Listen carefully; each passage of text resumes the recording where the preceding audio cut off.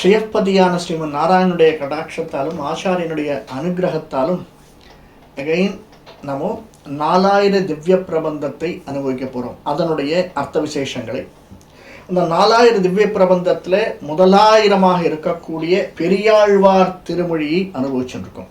இந்த பெரியாழ்வார் திருமொழியை இன்னைக்கு நாம் பார்க்க போகிறது 3ஆம் பத்தில் பார்க்க போகிறோம். அதற்கு முன்னாடி ஒரு சின்ன ரீகேப் அப்படின்னு சொல்லுவோம். இந்த ரீகேப்பை பார்த்துட்டு பெரியாழ்வார் திருமொழியை பார்ப்போம். மிதுனே ஸ்வாதிஜம் விஷ்ணோஹோ ரதாம்சம் தன்வினப்புரே பிரபத்யேஸ்வ சுரம் விஷ்ணோஹோ விஷ்ணு சித்தம் புரஷிகம். அதாவது விஷ்ணு சித்தர் அப்படின்னு பேர் பெரியாழ்வாருக்கு. ஒரு சித்தம் அப்படின்னாலே நம்ம சொல்லுவோம் இல்லை, சித்தம் கலங்கிறது அப்படின்னு சொல்லுவோம். சித்தம்னா என்ன அப்படின்னா நாம் நினைக்கிறதுக்கு என்ன ஒரு க்ஷண நேரம் நினைக்கிறோம் இல்லையா, அதுதான் சிந்திக்கிறது தான் சித்தம். அந்த சிந்திக்கிறதுடைய விளைவாக வரக்கூடியது தான் சித்தம். அது எது சிந்திக்க வைக்கிறதோ அந்த சித். அது நிறைய பேக்ரவுண்டில் நிறைய இருக்குது. சித்து சத்து அந்த மாதிரி நிறைய விஷயங்கள் இருக்குது. சாதாரணமாக எடுத்துட்டோம்னா சித்தம், அதுதான் சித்தம். அதனால் ஒரு பகவானுக்கு சித்தமாக விளங்கக்கூடியது பகவான் நினைச்சார்னா, இப்போது கீழே ஒரு கிட்டத்தட்ட ஒரு ரொம்ப நாளாக 100 வருஷ காலமாக ஒரு யானையும் முதலையும் சண்டை போட்டுருக்கா. பக்கத்தில் இருக்கிற மகாலட்சுமி சொல்கிறா, என்ன சுவாமி டைம் ஆகுதே அப்படின்னு. இவர் நினைக்கிறார், சரி நாம் போய் அந்த யானையை கஜேந்திரனை காப்பாற்றணும்னு. இவர் நினைச்ச மாத்திரத்தில் கிளம்பணும் இல்லையா. எப்பயுமே நம்ம இப்பெல்லாம் நாம் பார்த்துருப்போம் கார்பரேட்லாம் 4:45 ஆச்சு ஆஃபீஸுக்கு கிளம்பணும் அப்படின்னு இவர் சித்தமாயிட்டார்னா உடனே அந்த வெளியிலேயே உட்காந்துருப்பான் அவனுடைய டிரைவர் ரெடியே எடுத்துன்னு போகிறதுக்கு. அந்த மாதிரி இவர் நினைத்த மாத்திரத்திலேயே கிளம்பணும்னா எதிர நிற்பாராம் கருடாழ்வார். அதனால தான் அவருக்கு பெரிய திருவடின்னு பேர். அந்த கருடாழ்வாருடைய அம்சமாக பிறந்தவர் தான் நாம் பார்க்குற விஷ்ணு சித்தர். அந்த விஷ்ணுவனுடைய சித்தமாக விளங்கு. அப்படின்னா என்ன, விஷ்ணு என்னென்னெல்லாம் சொல்லணும் செய்யணும்னு நினைக்கிறாரோ அத்தனையும் நமக்கு அருளி செய்தவர் பெரியாழ்வார். அதனால தான் அவருக்கு பெரியாழ்வார்னு பேரை வச்சிருக்கார். இவர் முகுந்தாச்சார் அப்படிங்கிறவருக்கும் பதுமை அப்படின்ற தம்பதியருக்கு இவர் சோழிய பிராமண சிரேஷ்டர் முகுந்தாச்சார் அவருக்கும் பதுமை என்கிற பதிவிரத்தைக்கும் பிறந்தவர் தான். எப்போ பிறந்தார்? கலியுகத்தில் குரோதன வருஷம் ஆனி மாதம் சுக்லபக்ஷம் ஏகாதசி பானுவாரம் கூட்டின சுவாதி நட்சத்திரத்தில் பிறந்தவர் தான் பெரியாழ்வார். இந்த உலகுக்கு பெரியாழ்வார் அவதாரம் செய்து எழுந்தருளின நாள் அதுதான். இப்படிப்பட்ட பெரியாழ்வாருடைய சித்தத்தை அவர் சாதித்து அருளியதை தான் நம்ம பார்த்துட்டு இருக்கோம். அதிலே இப்போ நம்ம பார்க்கறது பெரியாழ்வாருடைய சித்தமாக விளங்கக்கூடியது. இது வரைக்கும் நாம் என்ன பார்த்தோம் அப்படின்னா, எடுத்த உடனே முதல்ல பெரியாழ்வார் மங்களாசாசனம் பண்ணுறார். பல்லாண்டு பல்லாண்டு பல்லாயிரத்தாண்டுன்னு தன்னுடைய மாமனாருக்கே இவர் ஒரு மங்களாசாசனம் பண்ணிருக்கார். அப்படிப்பட்டவர் இவர். யாரு? பெரியாழ்வார். தன்னுடைய மாமனார்னு சொல்லக்கூடாது, அதாவது மாமனாராக இருந்து மருமகனுக்கு அப்படின்னு சொல்லணும். மங்களாசாசனம் பண்ணுற அந்த அளவுக்கு இப்போ தன்னையே தமர்க்கு நல்கும் தரிப்பெறும் பதத்தை தாமே அப்படின்னு கம்பன் சாதிப்பான். அந்த மாதிரி எல்லாமே அவர் தான். கொடுப்பதும் அவன், வாங்குவதும் அவன். அந்த கொடுப்பதும் வாங்குவதும் இருக்கக்கூடிய திடமாக பொருளாக இருக்கக்கூடியதும் அவன். இப்போ பெரியாழ்வார் தான் கருடனுடைய அம்சமாக பிறந்தவர். அவரே பெருமாளை பற்றி சாதிக்கிறார். அப்போ அவனை இந்த உலகிற்கு உணர்த்த வேண்டி செய்த செயல்கள் தான் இவை.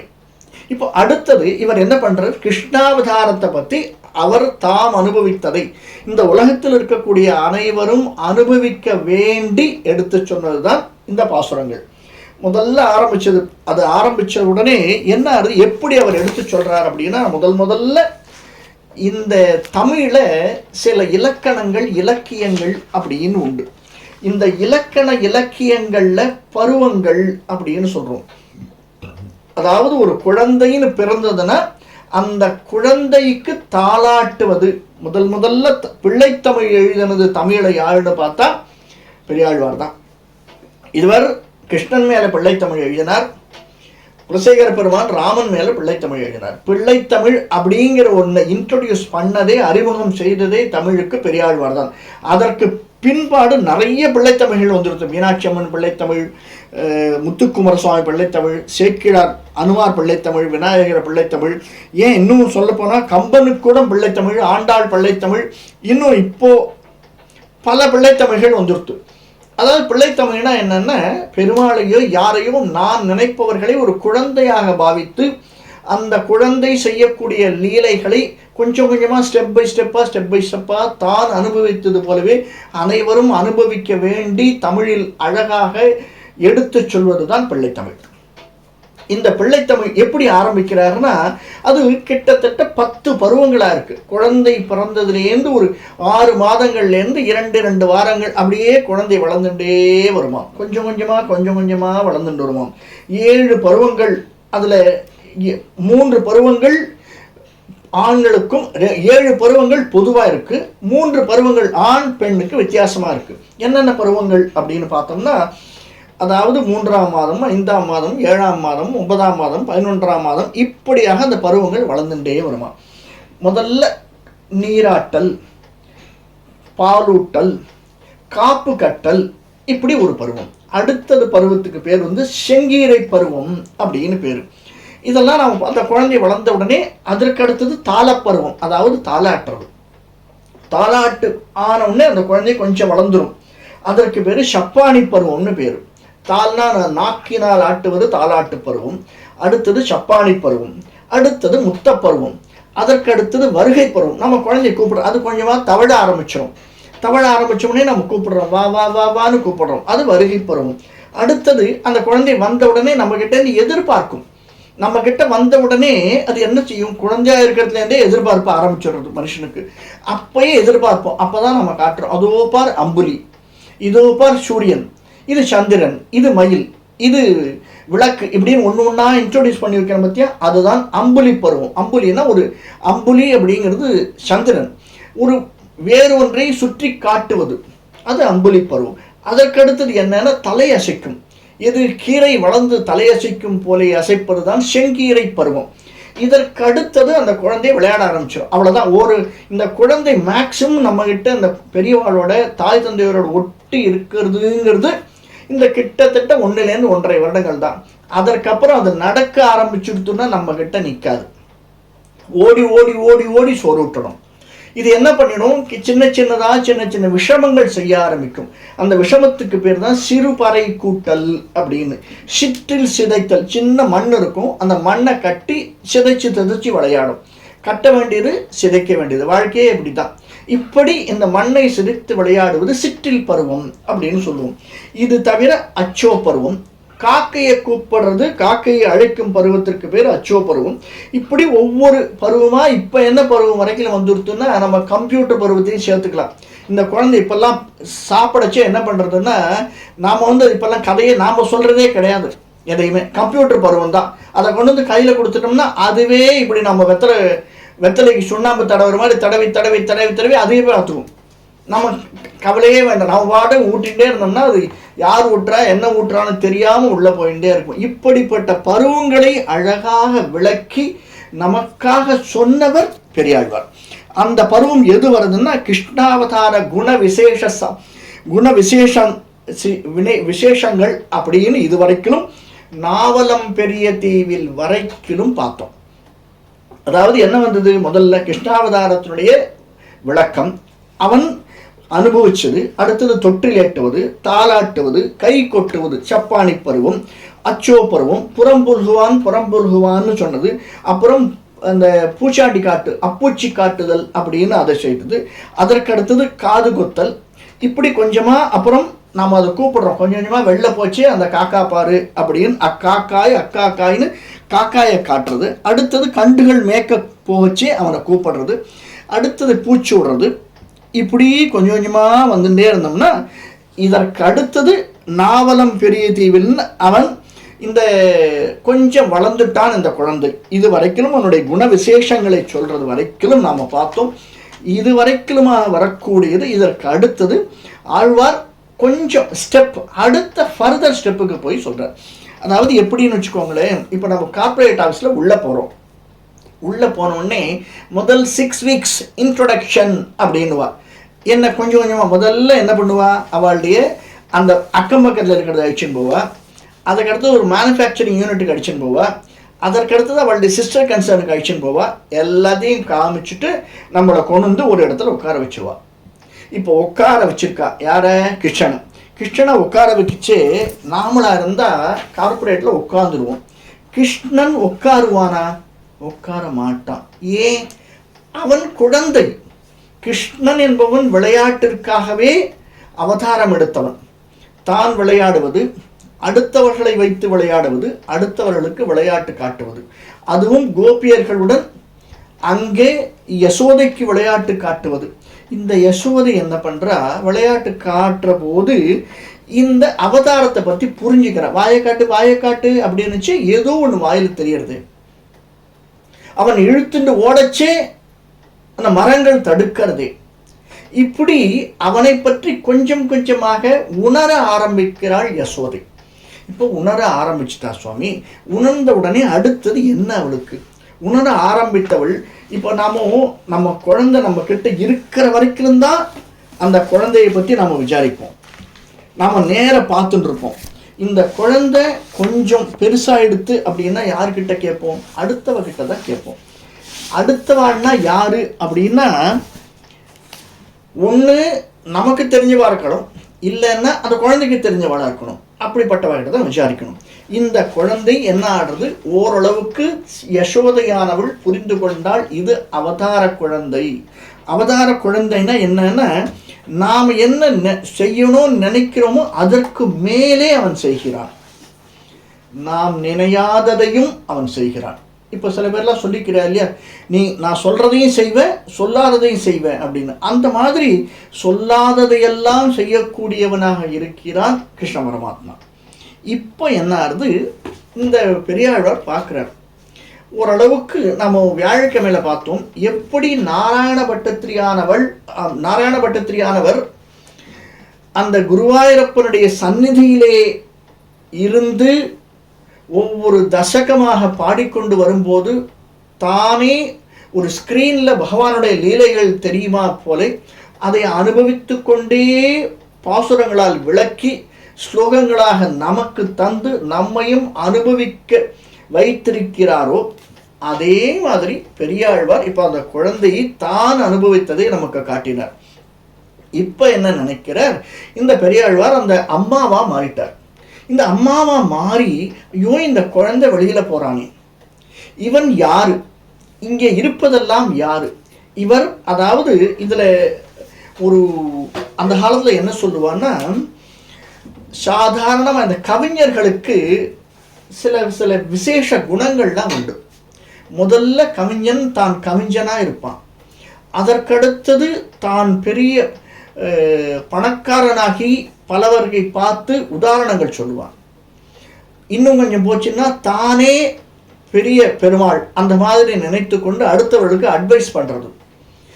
இன்னும் ஒரு சாரா என்னன்னா, தான் பெண் கவிஞனாகி, நாம் ஒரு பெண் கவிஞனாக இருந்தால் ஆணை எப்படி புகழ்வோம், ஆண் கவிஞனாக இருந்தால் பெண்ணை எப்படி புகழ்வோம், இப்படி தன்னை மாற்றி மாற்றி நினைத்து கொண்டு அதற்கேற்றார் போல் கவிதை புனைவது. இப்படி பல விதங்களில் கவிதை புனைந்து வருது.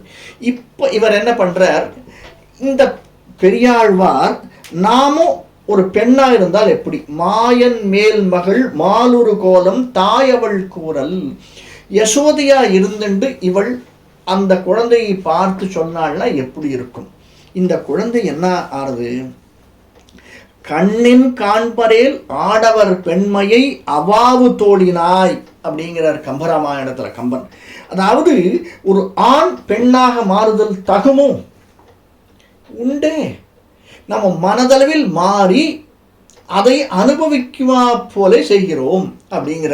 இப்போ எப்படி மனதளவில் மாறுறது அப்படின்னா, இதை நம்ம கம்பராமாயணத்தில் பார்த்தோம். எப்படின்னா, இங்கேருந்து ராமலக்ஷ்மணால் அழிச்சுன்னு போகிறார். அழிச்சுண்டு போன உடனே அந்த ராமலக்ஷ்மணால் ஒரு நாள் அங்கே இருக்கிற அத்தனை அசுரர்களையும் இவர் யார் யாரெல்லாம் சொல்றாரோ, யார் யாரெல்லாம் இவருக்கு தீங்கு விளைவிக்க வருகிறார்களோ அவர்களை எல்லாம் கொன்று வென்று விட்டு அவர்கள் ராத்திரியில் நித்திரை செய்கிறார்கள். இதெல்லாமே விளையாட்டு தான், எதுவுமே பகவானை மீறி ஒன்றுமே நடந்துடுறதில்லை. அப்படிப்பட்ட ஒரு சூழ்நிலையில் கார்த்தால ஏந்து பார்க்குறாராம். இவர் கார்த்தால 4 மணிக்கு முழிச்சுடுவார். அது குழந்தைகள், அந்த குழந்தைகள் 4 மணிக்கு, அதுவும் அரச குழந்தைகள், சாதாரண குழந்தைகள் அல்ல, அரசருடைய குழந்தைகள், அப்படிப்பட்ட அரசினம் குமரர்கள். அதனால் இவர் 4 மணிக்கு ஏந்து காலைக்கடல்லாம் செய்யச்சே பார்க்குறாராம். சூரியனுடைய ஒளி வருகிறதே, அருணனுடைய ஒளி வருகிறதே, அந்த குழந்தையை பார்க்கலாம்னு பார்க்குறாராம். பார்க்கச்சே அந்த ராமனையும் லக்ஷ்மணையும் எந்த கண் கொண்டு பார்க்குறாருன்னா அவர் நினச்சிக்கிறாராம், ராமலக்ஷ்மணா நீங்கள் பெரிய அந்த சந்தன கட்டிலையும் இந்த தேவதச்சன் செய்து கொடுத்த, ஏன்னா தசரதன் 10 திக்குளும் ரதம் ஓட்டினவன், அவனுக்கு யார் யாரெல்லாம் செய்து கொடுத்திருக்கிறாளோ அந்த கட்டில்கள், அப்படிப்பட்ட தேவதச்சன் செய்து கொடுத்த கட்டிலே உறங்கினீர்கள் அல்லவா? அங்கே நீங்கள் உறங்கிச்சே உங்களுடைய உறக்கத்தை யார் கண்டு அனுபவிப்பார்? முதல்ல யார் அனுபவிப்பார்? என் குழந்தை இருக்குது, அந்த குழந்தை டிஸ்டர்ப் பண்ணக்கூடாது, யாரும் சொல்ல மாட்டா ஒருத்தரை தவிர, தாய் மட்டும்தான் சொல்லுவாள். ஏன்னா தந்தைக்கு வேற மாதிரி அறிவூட்டல் வேண்டி தந்தை அதை எழுப்ப வேண்டும் நினைப்பார். தாய் மட்டும்தான் ஆஹா குழந்தை எவ்வளோ அழகாக தூங்குறா, ஏன்னா தூக்கத்தில் பார்த்து நம்ம சந்தோஷப்படக்கூடாதுன்னு சொல்லுவாள். இருந்தாலுமே அந்த குழந்தையை பார்த்து சந்தோஷப்படுபவள் தாய், அவ்வளவு அனுபவிப்பாளாம் ராமலக்ஷ்மணை பார்த்து. ஏன்னா இவளுக்கு பானகத்தின் மூலம் பிறந்தவர்கள் அந்த குழந்தைகள். அப்படின்னா என்ன அர்த்தம்? ஏதோ ஒரு சக்தி, அந்த சக்தியின் மூலமாக பகவானே பிறந்திருக்கிறார் அப்படின்றதை உணர்ந்தவள் கௌசல்ய தேவி.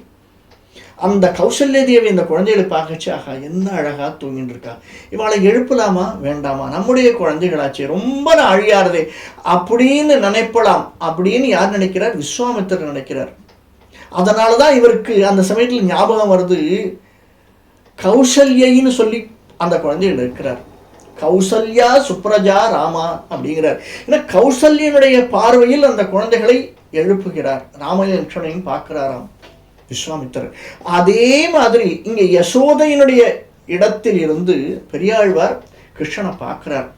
கிருஷ்ணனை மட்டுமல்ல, அங்கு இருக்கக்கூடிய கோபிகைகள்.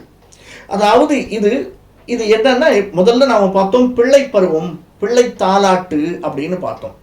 இதற்கு அடுத்த பருவமாக விளங்கக்கூடியது கொஞ்சம் குழந்தை வளர்ந்துட்டான்னா என்ன நினைப்போம்னா, அந்த காலத்தில் பருவம் எய்துவார்கள் அப்படின்னு சொல்லுவோம். பருவம் எழுதுவார்கள்னா அவ எதுக்கு ரெடியா இருக்கான்னா தலைவனும் தலைவியும் ஆவதற்கு தயாராகிறார்கள்னு அர்த்தம். அதைத்தான் இங்க கொண்டு வரார். தலைவனும் தலைவியுமாக ஆகிட்டார்களே, இந்த தலைவன் ஒரு தலைவி இருக்கும்போது இருவரும் அந்யோன்யமாக பழகி கொண்டிருப்பார்களே, அந்த ஒரு சமயம் ஏதாவது ஒரு சமயத்தில் அந்த தலைவன் பொருளீட்ட வேண்டியோ தாய் தந்தையருக்கு வேண்டியோ தலைவியை விட்டு பிரிந்து சென்றால் இந்த தலைவியினுடைய உள்ளம் என்ன பாடுபடும்? சிறு குழந்தைகள், வாழ்க்கையை துவக்க வேண்டிய குழந்தைகள், அப்படிப்பட்ட பிற்காலத்தில் பெரிய தலைவனுமாக தலைவியுமாக ஆக வேண்டியவர்கள், இப்பொழுது அந்த தலைவன் பிரிந்துவிட்டால் அந்த தலைவி என்ன நினைப்பாள் என்று அந்த தோழியிடம் கேட்கிறாளாம். யாருமே டைரக்டாக கேட்க முடியல. நம்ம ராஜராஜ சோழன் ஒரு படம் பார்த்துருப்போம். இதில் அப்பாவுக்கும் பொண்ணுக்கும் நடக்கக்கூடிய இடையில் ஒரு விவாதம் வரும். அந்த விவாதத்தில் பொண்ணு சொல்லுவோம் சொல்லேன்னா அப்படின்னா, ஏண்டா சொல்லேண்டான். இவர்கள் தான் சொல்ல வேண்டியதை தன்னுடைய பிள்ளையிடம் சொல்லி, அண்ணாவிடம் சொல்லி, அப்பாவிடம் சொல்லி என்று சொல்வதும், இந்த சிவாஜி அவருடைய பிள்ளையிடம் சொல்லி உன்னுடைய தங்கையிடம் சொல்லு என்று சொல்வதுமாக வரும். அதாவது இது என்னன்னா ரொம்ப நாசுக்குன்னு தமிழில் சொல்லுவார். யாருமே டைரக்டாக சொல்ல முடியறதில்லை. பல விஷயங்களை இப்போ நாமளே பேசிட்டு இருக்கோம், பல விஷயங்கள் நம்மால் ஸ்ட்ரெயிட்டாக சொல்லிட முடியறதில்லை. அதை ஒன்று பூடகமாக சொல்ல வேண்டும், அல்லது வேறு ஒரு அர்த்தத்தின் மூலமாக சொல்ல வேண்டும், அல்லது வேறொருவன் வாயின் மூலமாக சொல்ல வேண்டும். இதுதானே அதனுடைய அழகு, அதனுடைய தத்துவம். ஏன்னா டைரக்டாக சொல்லிட்டோம்னா சில சமயத்தில் மனசு புண்படும், அல்லது போய் சேர வேண்டிய பொருள் போய் சேராது போயிடும். இதில் இன்னொரு ப்ராப்ளமும் இருக்குது. நம்ம வேற யார்கிட்டையாவது சொன்னி அவன் நாம் நினச்சதை கன்வே பண்ணனாலும் ப்ராப்ளம் இருக்குது. ஆனால் இந்த ப்ராப்ளம்லாம் பெருமாள் கிட்ட கிடையவே கிடையாது. நம்ம டைரெக்டாக சொன்னாலும் சரி, அடுத்தவா கிட்ட சொன்னாலும் சரி, அவர் எடுத்துக்க வேண்டியது எடுத்துட்டுருவார். இதைத்தான் சொல்கிறது இந்த பெரியாழ்வார் திருமொழி. இப்படி அந்த தலைவனும் தலைவியும் பிரிந்து விட்டார்கள். பிரிஞ்ச போது அதை கண்ட தாயார் அந்த தோழி கிட்ட சொல்றாளாம், அவ ஏன் வருத்தத்தில் இருக்கா, நானும் பார்த்துட்டே இருக்கேன், ஒரு கிட்டத்தட்ட ஒரு 1.5 வாரம் 2 வாரம் ஆச்சு, அந்த குழந்தை சரியா சாப்பிட்றதில்லை, சரியா தூங்குறதில்லை, என்னமோ இழைச்ச மாதிரி இருக்கா. நீங்க எப்போ பார்த்தாலும் சரிதான், ஒரு 10 நாள் கழிச்சு தன்னுடைய குழந்தையை பார்க்கிற தாயாருக்கு என்ன தோணும்னா, 2 மாதம் கழிச்சு அவன் ஊருக்கு போயிட்டு வெளில வந்திருப்பான், நல்லா புசு புசுன்னு வந்திருப்பான். ஆனால் அவன் ஏண்டா குழந்தை இழைச்சிருக்கேன்னு தாயார். எப்போ பார்த்தாலும் தாயாருடைய எண்ணம் அப்படித்தான். நம்ம கிட்ட இருந்தால் குழந்தை நல்ல புஷ்டியாக இருப்பான், நம்மை விட்டு பிரிந்தானே ஆனால் என்ன இவளுக்கு மனம் இழைக்கிறது, அதை எப்படி வெளியில் சொல்றது, மற்றவர்களுக்கு எப்படி புரிய வைக்கிறது? ஏண்டா நீ இழைச்சிட்ட அப்படின்னு கேட்டா, ஆமாம் அவன் ஒன்றும் இழைக்கல, நீ தான் இழைச்சிருக்க போ அப்படின்னு பக்கத்தில் இருக்கிறவர்கள் சொல்லுவார். நாத்தனாரோ அல்லது சிஸ்டரோ அல்லது மற்றவர்களோ சொல்லுவார். அதுதான் புரிய வைப்பது என்பது. அந்த மாதிரி இவகிட்ட கேட்குறாளாம் தோழிக்கிட்ட, ஏமா அவன் ரொம்ப இழைச்சிருக்கா, சரியாக சாப்பிட்றதில்ல, சரியாக தூங்குறதில்ல, உனக்கு ஏதாவது விஷயம் தெரியுமான்னு கேட்குறார் பெரியாழ்வார் யசோதையினுடைய மூலமாக. இதுவே நம்முடைய திருமொழியா சொல்றார். தலைவனும் தலைவியும் சேர்ந்திருப்பவள், அதை கண்டு ஆனந்தப்படுபவள் தோழி. அந்த தோழி இதுல ஒரு பெரிய தத்துவம் இருக்கு. இவர் என்ன கேட்கிறார், இப்போ நம்ம இதை அப்படியே பெருமாள், அதாவது பரமாத்மா, ஜீவாத்மா, ஆச்சாரியன் அப்படின்னு வச்சுப்போம்.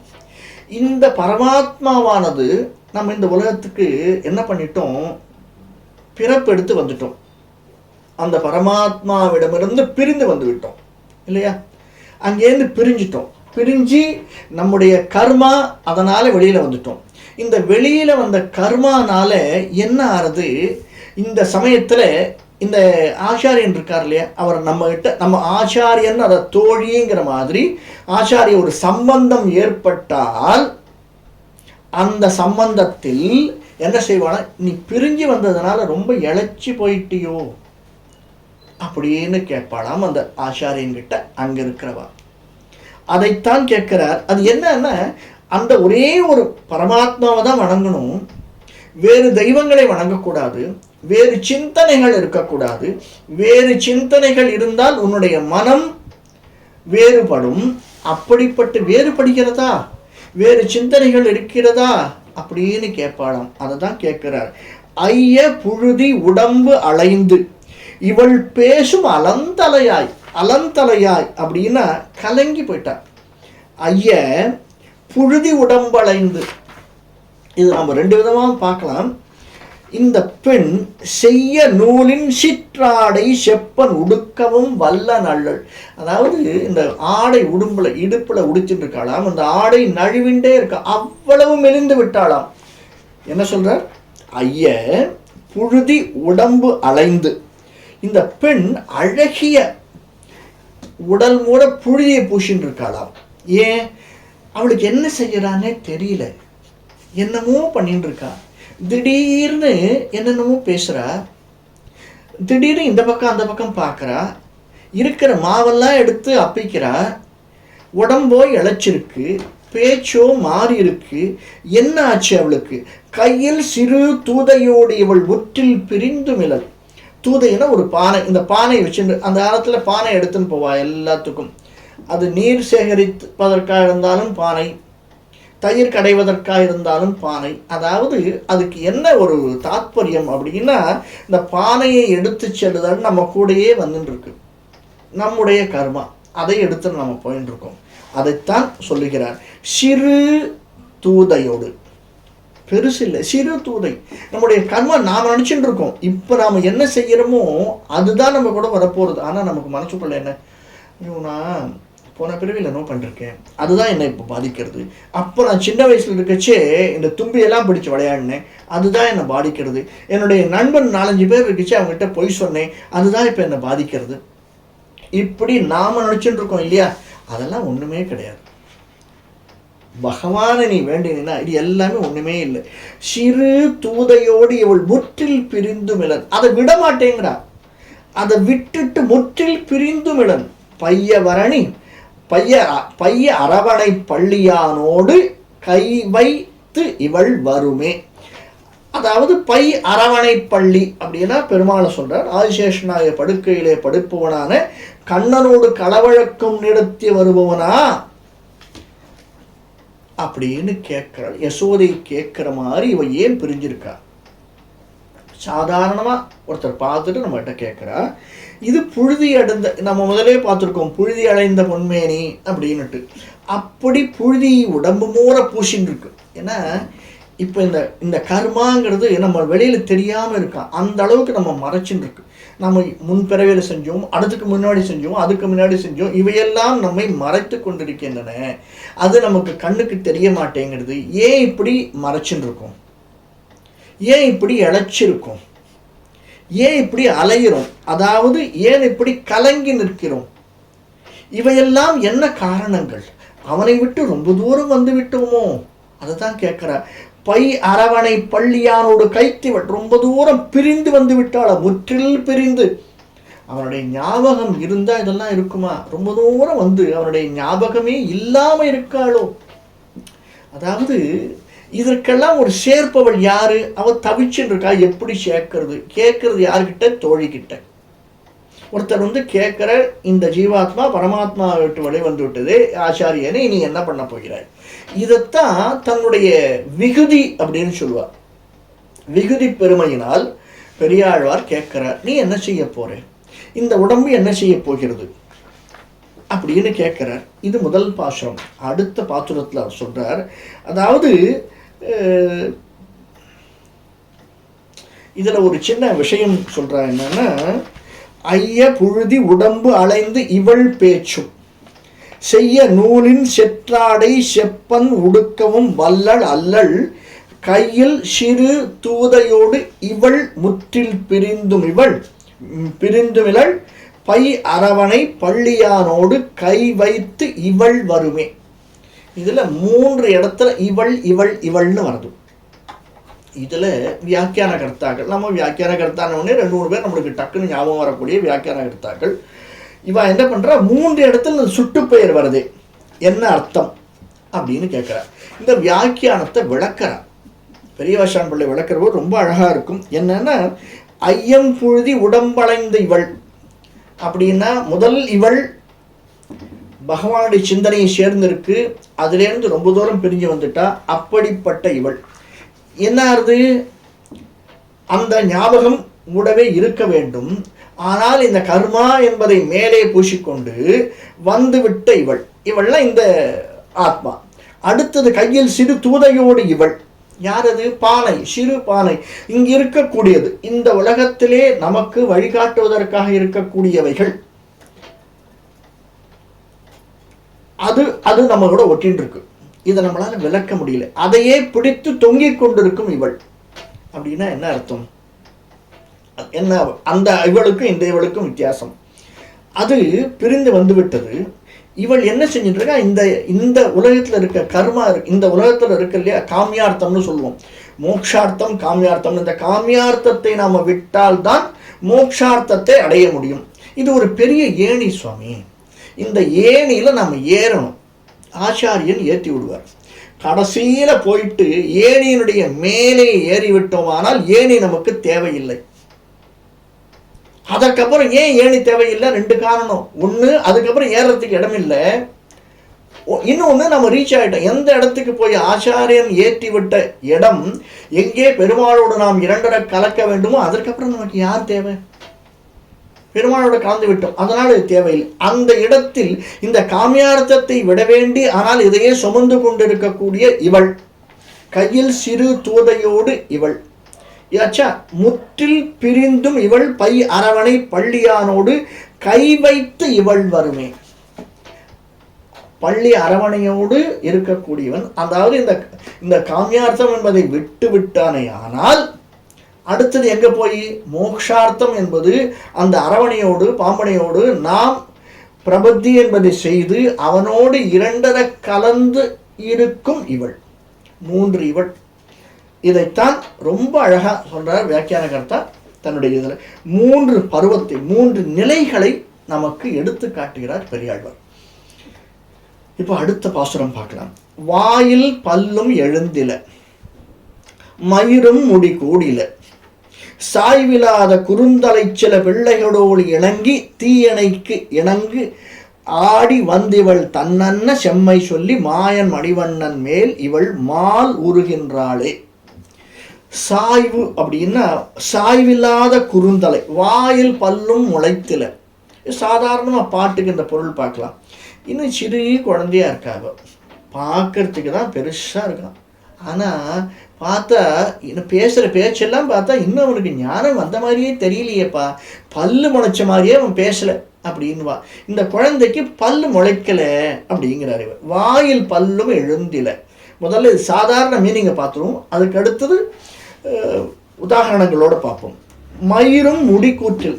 மயிரும் முடிக்கூற்றிலன்னா தலையில் பின்னக்கூடிய பின்னல் இருக்கு இல்லையா, சேர்த்து பின்னல் அளவுக்கு முடி இன்னும் வளரவில்லை. கொஞ்சம் கொஞ்சமாக காலாக இருக்குது, இன்னும் அது சேர்ந்து பின்னல் போடக்கூடிய அளவில் அது வளரவில்லை.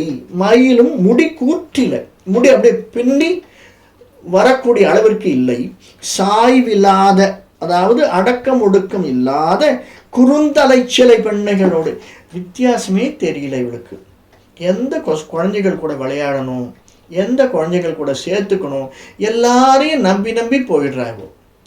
யார் நல்லவா யார் கெட்டவா அப்படிங்கிற பிரித்து பகுத்து பார்க்கும் தன்மையே என்னுடைய குழந்தைக்கு வரல. அவ்வளோ சின்ன குழந்தையா இருக்கு, அது எல்லாத்தையும் வெளுத்ததெல்லாம் பாலுன்னு நினச்சி நம்பிண்டு போயிடுறது, சொல்லுவோமா இல்லையா?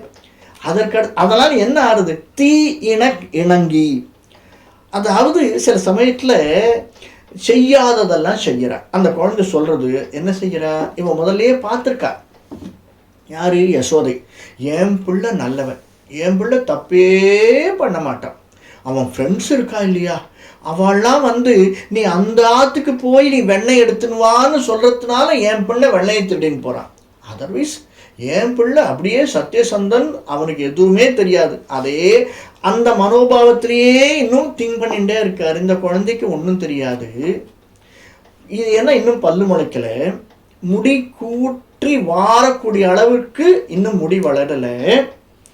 யார் யார் சொல்கிறதாகவும் கேட்டுருக்கு. அதனால் சில சமயத்தில் தீயனுக்கு இணங்கி அப்படிங்கிறார். அவள் சொல்கிறதெல்லாம் தப்பு செஞ்சிடறது இந்த குழந்தை. தன் என்ன இதுக்கு தன்மையாக சொல்லணும். என்னது? தன் என்ன செம்மை சொல்லி நல்ல விஷயங்கள் நாம் சொல்லணும். என்னன்னு சொல்லணும்? மாயன் மணிவண்ணல் மேல் இவள் மாலுருகின்றாளே. அதாவது உனக்குன்னு ஒருத்தர் இருக்காமா, அவனை பற்றி நீ நினச்சிண்டே இரு அப்படின்னு நாம தான் சொல்லி தரணும். இது சாதாரண அர்த்தம். இப்போ இவர் சொல்றார், வாயில் பல்லும் எழுந்தில, பல்லு முளைக்கல அப்படின்னா என்ன அர்த்தம்? சில பேர் சொல்லுவார், இந்த குழந்தைக்கு நம்ம கையை வச்சோம்னா ஈறு தான் தெம்படுறது அப்படின்வா. இன்னும் கொஞ்ச நாள் போச்சுன்னா கடவாப்பல்லே முளைக்கல. கடவாப்பல் ஏன் முளைக்கணும்னா அதுக்கு ஞானப்பல்னு பேர். இது ஒரு லெவல் வந்திருக்கு, இன்னும் ஆச்சாரியன்கிட்ட சம்பந்தம் ஏற்படலை, அந்த லெவல் போகலை. ஆச்சாரிய சம்பந்தம் ஏற்படக்கூடிய நிலைமை இந்த ஜீவாத்மாவுக்கு வரல. இந்த ஜீவாத்மாவுக்கு ஆச்சாரிய சம்பந்தம் ஏற்பட்டால்தான் பரமாத்மாவினுடைய அனுகிரகம் கிடைக்கும். அந்த லெவல் இன்னும் இந்த குழந்தை வளரல, இந்த ஜீவாத்மா வளரல. இன்னும் பல்லும் எழுந்தில, பல்னா ஞானப்பல் எழுந்தில, அதை ஞானத்தை கற்கக்கூடிய விஷயங்கள் இவனுடைய மனதில் எழுந்தில. அதற்கு அடுத்தது மயிரும் கூடிட்டில. மயிர் அப்படின்னா இடவாக பெயர்னு சொல்லுவோம் நம்ம தமிழ்ல. மயிர் இருக்கும் இடம், முடி இருக்கும் இடம், இடம் எது? ஞானம், அதாவது தலை. தலையில் ஞானம், ஞானம் கூடி வரவில்லை. இந்த குழந்தைக்கு எது கண்டதெல்லாம் கோலம்னு நினைச்சுட்டு இருக்கு, ஞானம் கூடி வரவில்லை. அந்த கூடி வர வேண்டிய தகுதியை செய்யக்கூடியவன் யாரு? ஆச்சாரியா. அதுவும் வரல. இது சின்ன குழந்தை, இன்னும் இதுக்கு ஒண்ணுமே தெரியல. அடுத்தது என்ன சொல்ற? சாய்விலா குறுந்தலை சில பிள்ளைகளோடு இணங்கி. இது இந்த உலகம் இருக்கு இல்லையா, ரொம்ப இந்த மாதிரியான உலகம். நம்ம எந்த பக்கம் போறோமோ அந்த பக்கம் இழுத்துட்டே போயிடும். எங்க ஆத்துல எங்க அப்பா சொல்லிகிட்டே இருப்பா. என்ன சொல்லுவா? சைக்கிள் ஓட்டாதரா, சைக்கிள் ஓட்டாதரா, நீ முட்டியில அடிச்சுப்ப அப்படின்னுவா. ஆனால் கேட்கமோ? வளர்ற குழந்தைகள் கேட்கவே கேட்காது. ஒரு தடவை முட்டி போட்டு சைக்கிளை ஓட்டி ஓட்டி ஓட்டி 2 தடவை கீழே விழுந்து அந்த முட்டியில் மெஜாரிட்டி அந்த காலத்தில் பார்த்தோம்னா முட்டியில் ஒரு சிறங்கு சொறி இல்லாமல் இருக்கவே இருக்காது, அந்த ஒரு வடு இல்லாமல் இருக்காது. இந்த குழந்தைகளுக்கு என்ன, மற்ற சிறு பிள்ளைகளோடு விளையாடி விளையாடி ஞானம் என்பது இல்லாமல், யாரினோடு சேர வேண்டும் என்ற தகுதி இல்லாமல் எல்லோரோடும், அதுக்கு என்ன காரணம் சொல்கிறார், இணங்கி, சிறு பிள்ளைகளோடு இணங்கி. சிறு பிள்ளைகள் அது என்னது, சிறு வயது பிள்ளைகள். சிறு பிள்ளைகள்னா அப்படியே கொஞ்சம் சிறுமையை பார்த்துவோம். சிறுமையை மாற்றினா என்ன அர்த்தம்னா, போன பிறவி வாசனை, இன்னும் அந்த கர்மா வந்துட்டே இருக்கு. அதை இந்த ஞானம்ங்கிற விஷயத்தில் நம்ம தடுத்து பேச முடியல. அது அப்படியே கூடவே வந்துட்டு இருக்கு. அதையே அது பாட்டு இந்த இது சொல்லுவாள், ஞானம் எப்படி இருக்கான், கால் போன போக்கிலே கண் போகலாமா அப்படின்னு. இப்போ அந்த மாதிரி இந்த குழந்தை விளையாட்டு விஷயமாவே இருந்துட்டு இருக்கு. இதனால் அதுக்கு கிடைக்கக்கூடியது என்ன, தீ இணைக்கு இணங்காமல் அப்படின்ற. தீ இணைக்கு இணங்கா அடி. சாதாரணமாக பார்த்தோம்னா தீயவரோடு இது இணங்கி விடுகிறதுன்னு அர்த்தம். இது அப்படியே தீ இணங்குதல் அப்படின்னா என்ன அர்த்தம், எப்போ தீ நம்மளோட இணையும் அப்படின்னா, ஆம்பளை குழந்தையா இருந்தால் அந்த குழந்தைக்கு ஒரு பிரம்மச்சரியம் அப்படின்னு ஒன்று பண்ணி வைப்பான். அப்பொழுதுதான் தீ மூட்டுவான் முதல் குழந்தைக்கு. அந்த குழந்தைக்கும் தீக்கும் அப்போதான் கனெக்ஷன் வரும். அதுக்கு முன்னாடி அந்த தீக்கு கனெக்ஷன் இருக்காது. புண்ணியாவாச்சனம் பண்ணுவான், மற்றதெல்லாம் பண்ணினாலும் அவள் தான் பண்ணுவாள் வழி. இந்த கனெக்ஷன் அப்படிங்கிறது இங்கே தான் வரும். அந்த கனெக்ஷன் அப்போ தான் ஆரம்பிக்கிறது. ஏன்னா ஞானம் சொறிவது அந்த இடத்தில் தான். அந்த கனெக்ஷன் இல்லையே சுவாமி, இது பாட்டு எங்கெங்கேயோ சுற்றின்னு இருக்கே, அந்த கனெக்ஷன் எனக்கு எப்போ வரும்? வந்து இவள் தன்னன்ன செம்மை சொல்லி, தன்மையாக சொல்லணும், தன்மைய செம்மை சொல்லணும். அப்படின்னா யார் சொல்லுவா? ஆச்சாரியன் தான் சொல்லுவார், வேறு யாராலையும் சொல்ல முடியாது. அப்பா அம்மா சொன்ன பாப்பா சொல்கிறோமா இல்லையா? நாமளே சொல்லிருக்கோம் சின்ன வயசில், ஆமாம் போப்பா, எப்போ பார்த்தாலும் நீ நையின்னு பிடிக்கிட்டே இருக்க. என்ன நான் 10 தடவை சொல்லிட்டேன் இந்த பாசுரத்தை, நீ 11ஆம் தடவை சொல்லு, அப்போ தான் மனசில் நிற்குங்கிற. நான் நாளைக்கு சொல்கிறேன், போயிடுவோம். ஆச்சாரியன் சொல்லிடா அப்படின்னா மனசுக்குள்ளேயே திட்டின்றாலும் சரி, ஆச்சாரியன் சொல்கிற நம்ம செஞ்சிடுவோம் அப்படின்னு செய்யும். அது தன்மையாக சொல்லக்கூடியவன் தான் ஆச்சாரியன். ஏன்னா இவர் சாதிப்பார் ஒரு இடத்துல, ஆச்சாரியன் என்பவன் சிஷ்யனை திருப்பி தன்வசப்படுத்துபவன் அப்படின்னு ஆழ்வாரை சாதிப்பார். அந்த மாதிரி அவருக்கு தெரியும், ஏன்னா அவர் ஞானம் உள்ளவன். அங்கே வந்து பாசம் விடாது, பாசம் கூட வராது. இப்போ அப்பா அம்மாவுக்கு என்ன கூடவே பாசம் வந்துடும். என்னதான் ஞானம் அப்பா நமக்கு கொடுத்தாலுமே கூட தன்னுடைய பிள்ளை என்ற பாசம் வந்துடும். ஆச்சாரியனுக்கு அந்த பாசம் இருக்காது, அறிவு மட்டுமே சொல்லுவார். தன்னன்ன செம்மை சொல்லி, செம்மைனா செழுமையாக நம்மை ஆக்குவதற்காக சொல்ல வேண்டிய வார்த்தைகளை எல்லாம் சொல்லி யாரை காண்பிப்பார்? மாயன் மணிவண்ணன் மேல் இவன் மாறு, நீ யாரை பார்க்க வேண்டும் அப்படின்னு நம்ம கிட்ட மாயன். அவன் எப்படிப்பட்டவன்? மணிவண்ணன் மாயன், அவன் மாயன். அவனை புரிந்து கொள்வது என்பது அவ்வளவு சுலபம் இல்லை, மிகவும் கடினமான ஒன்று. அவனை புரிந்து கொள்ள வேண்டி மணிவண்ணன் நம்முடைய அனைத்து பெருமைகளுக்கும் வினை விதைப்பவனாக இருக்கக்கூடியவன் மணிவண்ணன். அந்த விஷயத்திலே இவன் மாலுருகின்றானே. மாலுருகின்றல் அப்படின்னா மயங்குதல்னு அர்த்தம். அதில் 2 விஷயங்கள் இருக்கு. மால் உருகுதல், மால்னா திருமால், திருமாலிடம் இவன் உருக வேண்டுதல் அப்படின்னு அர்த்தம். சாதாரணமாக மால் உருகுதல் அப்படின்னாலே மயங்குதல்னு ஒரு அர்த்தம். ஏன்னா திருமாலை நாம் பார்த்துட்டோம் அப்படின்னாலே அவனிடம் மயங்கிடுவோம் அப்படிங்கிறதுனால அதுக்கு பொது வார்த்தையாகவும் தனி வார்த்தையாகவும் சொல்லப்படுகிறது மால் உருகுதல் அப்படின்னு. அப்படின்னா என்ன அர்த்தம்? பகவத் விஷயத்தில் நாம் ஈடுபடுவோம் அப்படின்னு அர்த்தம். அந்த பகவத் விஷயத்தில் நம்மை ஈடுபட வைக்கும் ஆச்சாரியனை காட்டக்கூடாதா? இவன் இவ்வளவு தனியா இருக்காளே. அந்த தோழி கிட்ட சொல்றா யசோதை, ஹே தோழியே,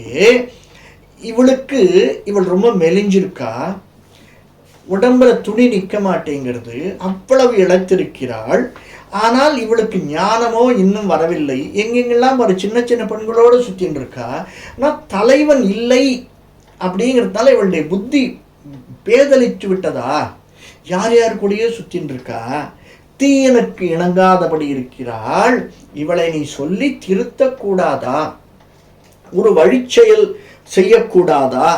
மென்மையாக தன்னன்ன செம்மை சொல்லி இவளை தன் வழிப்படுத்துதல், அதை நீ செய்யக்கூடாதா அப்படின்னு ஆழ்வார் தோழியனிடம் சொல்லுமா போலே சாதிக்கிறார். இது 2வது பாசுரம்.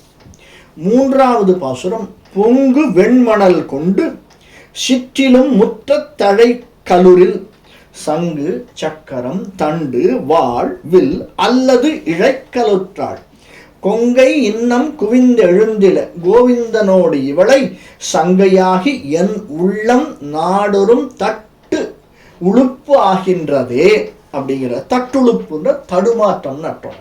அப்படி தட்டு உழுப்பு தடுமாறுதல், என் சங்கையாகி என்னுள்ளம் நாடொரும் தட்டுழுப்பாகின்றது, ரொம்ப தடுமாறுறது அப்படிங்கிறார். ஒரு ஸ்திர புத்தி இல்லாத தன்மை. கொங்கை இன்னம் குவிந்த, அதாவது பக்தி என்பது இவளிடம் எழவே இல்லையே. நான் எவ்வளோ சொல்கிறேன் இந்த பயலுக்கு, டெய்லி ஆச்சுன்னா 6:30 மணிக்கு வாடா, உனக்கு பிரம்மச்சாரியாச்சு, புனல் போட்டாச்சு, சந்தியாவந்தனம் பண்ணுடா, 4 காயத்ரி பண்ணுடா, ஏதாவது தேசிய ஸ்தோத்திரம் சொல்லி, ஏதாவது 4 ஸ்தோத்திரம் சொல்லுன்னா எவ்வளோ சொல்கிறேன், இந்த பயலுக்கு கேட்கவே மாட்டேங்கிறான். ஆனா கொஞ்சம் டைம் கிடச்சுன்னா உட்காந்து கேட்ஜெட்ஸில் உட்காந்து விளையாடிகிட்டே இருக்கா. சொல்கிறோமா இல்லையா? அதை தான் அவர் சொல்கிறார், பொறுக்காமல் சொல்கிறார். சங்கையாகி என்னுள்ளம் நாடொரும் தட்டுழுப்பாகின்றதே. நான் என்ன பண்ணுவேன் இவங்கிட்ட? யாரை பற்றி சொல்கிறார்? சங்கு சக்கரம் தண்டு வால் வில் அல்ல திரைகளுற்றாள். இவ்வளவு இருக்கக்கூடியது யாரு? பெருமாள். இந்த களவுழக்கத்தில் ஈடுபட்டு வருகிறாளே இவள் இப்படி இருப்பாள். பொங்கு வெண்மணல் கொண்டு சிற்றிலும் முற்ற திளைக்கால். சாதாரணமாக சொல்லணும்னா பொங்கு வெண்மணல் அப்படிங்கிறச்சே நம்ம முதல்ல பார்த்தோம். இப்போ நம்ம பார்க்கச்சே பிள்ளைத்தமிழில் பார்த்தோம், சிற்றில் சிறைத்தல் அப்படின்னு பார்த்தோம். சிற்றில் சிறைத்தல்னா நாமே இந்த சின்ன குழந்தையா இருக்கச்சு சின்ன சின்ன மணலால் வீடு கட்டுறது. அந்த வீடு கட்டிட்டு ஒரு 2 நிமிஷம் 3 நிமிஷம் போச்சுன்னா அதையே சிதைத்து விடுதல். ஒன்று நம்ம குழந்தைகளோட விளையாடி இன்னொரு குழந்தைய நாம சிதைக்கிறது, இல்லை நம்மளுக்கே சரியாக வரல போ அப்படின்னு அதை சிதைத்து விடுது. இது ஒரு விளையாட்டு, சிற்றில் சிதைத்தல் அப்படின்னு. அதை தான் சொல்கிறார், சிற்றிலும் முற்றத்தழைக்கலுரில் பொங்கு வெண்மணல் கொண்டு அப்படிங்கிறார். வெண்மணல் அப்படின்னா என்னன்னா, சிறு வீடு கட்ட தொடங்கினாலும் அப்படிங்கிற உள்ளத்தே இருக்கக்கூடிய மணல், வெண்மையாக இருக்கக்கூடியது. தமிழில் ஒரு அழகான வார்த்தை உண்டு, ரொம்ப வெள்ளந்தியா இருக்காப்பா அப்படின்னு சொல்லுவோம் இல்லையா? வெள்ளந்தி அப்படின்னா என்ன அர்த்தம்? கள்ளம் கபடம் இல்லாமை, உள்ளுக்குள்ளே மற்றவ மேலே ஒரு பொறாமை இல்லை, பொச்சரிப்பு இல்லை, க்ளீன் ஷிட்டு அப்படின்னு சொல்கிறது. அது ஒரு லெவல் வரைக்கும் அந்த அந்த எண்ணம் தான் இருக்கும் நம்மளுக்கு. அந்த குழந்தையாக இருந்து அந்த களவொழுக்கத்தை ஈடுபட்டு தலைவனும் தலைவியுமாகி இந்த வாழ்க்கையை நடத்த வேண்டி வரும் முன்னர் வரைக்கும் இந்த உள்ளமானது எப்படி இருக்கும்னா வெள்ளந்தியாக இருக்கும். எதையுமே சரியாக புரிஞ்சிக்காம எல்லாத்தையும் நமக்கு வர்றதெல்லாமே நல்லது தான் அப்படின்னு எடுத்துட்டு போய் அந்த இடத்துலேருந்து இன்னும் மாறலி அந்த குழந்தை. நான் தான் நினச்சேன், பார்த்தா பெரியவ மாதிரி இருக்கா, பெருசாயிட்டா, தலைவனும் தலைவியும் பார்த்தா 2 பேரும் கொஞ்சின்னு இருக்கா. இப்போ அவன் தலைவன் போயிட்டான்னு இவ பார்த்தா அந்த பெரியவளான அளவுக்கே தெரியலையே. இன்னும் இவள் கள்ளங்கபடமில்லாத அந்த சின்ன சின்ன என்னவோ நினச்சிண்டு இன்னும் குழந்தை மாதிரியே இருந்துட்டு அந்த மணலை வீடு கட்டி அந்த வீட்டை சிதைச்சிட்டு ஏன் கட்டினோம்னு நினச்சி இதையே பண்ணிட்டு இருக்காளே. அவன் இருக்கான் இல்லையா, சங்கு சக்கரமே தாரியாக வரக்கூடியவன், சங்கு சக்கரம் தண்டு வாழ்வில் ஆகியவை. இவன் என்ன நினச்சிட்டு இருக்கா? இதெல்லாமே விளையாடின்னு இருக்கா. இப்போ நம்ம பார்த்தோம்னா மணலில் சில பேர் ஒரு இதில் கூட பார்க்குறோம், நம்ம மணல்லையே யார் யாருடைய உருவங்கள் எல்லாமோ பொறிக்கிறது. இந்த ராஜராஜ சோழன் அந்த மாதிரி இருக்கவாளுடைய உருவங்கள் பொறிக்கிறது, பலவித மண்டபங்கள் பண்ணுறது, பலவித கோயில்களை மணல்லையே செய்கிறது. அந்த மாதிரி இவன் என்ன பண்ணுவலாம், தன்னுடைய நாதனை நினைத்து, களவழக்கத்தில் இருக்கக்கூடிய தன்னுடைய நாதனை நினைத்து, அவன் கையில் இருக்கும் இல்லையா தண்டு வில் வாள், இதையெல்லாமே மண்ணில் அப்படியே பண்ணிட்டு இருக்கா. பார்த்து பார்த்து அனுபவிச்சுட்டு இருக்கா. இப்படி தானே அவன் வச்சிருப்பான், இதே மாதிரி வில் தானே அவன் வச்சிருப்பான், இதே மாதிரி வாள் தானே அவன் வச்சிருப்பான். இப்படின்னு இதையே பண்ணிட்டு இருக்காளே, வேற ஒண்ணுமே பண்ண மாட்டேங்கிறா, சரியா சாப்பிட மாட்டேங்கிறா. இவளுக்கு அந்த இதுங்கிறது வரவே இல்லையே. அந்த ஞானம், இந்த வாழ்க்கைக்கு தேவையான ஞானம் இவகிட்ட இன்னும் வரலையே. என்றைக்கு அந்த ஞானம் இவளிடம் வரும் தோழி, நீயாவது உணரக்கூடாதா அப்படின்னு தோழிக்கிட்ட யசோதையை கேட்குமா போலே பெரியாழ்வார் கேட்கிறார். இதனுடைய தத்துவார்த்தத்தை அடுத்த வாரம் பார்ப்போம். கவிதார்க்கிக சிம்ஹாய கல்யாண குணசாலினே ஸ்ரீமதே வெங்கடேசாய வேதாந்த குரவே நமः.